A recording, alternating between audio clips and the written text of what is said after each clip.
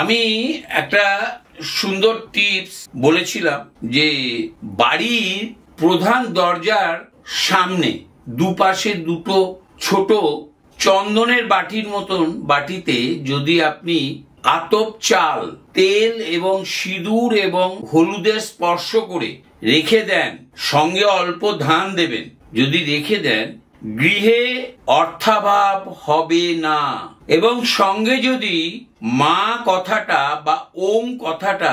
একটি খাতাতে রোজ লেখেন 108 বার করে সকালে ঘুম থেকে উঠে, মা বা ওম দুটোই মন্ত্র, মা উচ্চারিত হয় নাভি থেকে, ওম উচ্চারিত হয় নাভি থেকে, মন্ত্র মানে নাভি থেকে উচ্চারিত হয়, যদি এটাও করেন একসাথে দুটো, দেখবেন আপনার বাড়িতে শান্তির বাতাবরণ তৈরি হবেই, করুন, ফল প্রাপ্তি হবেই।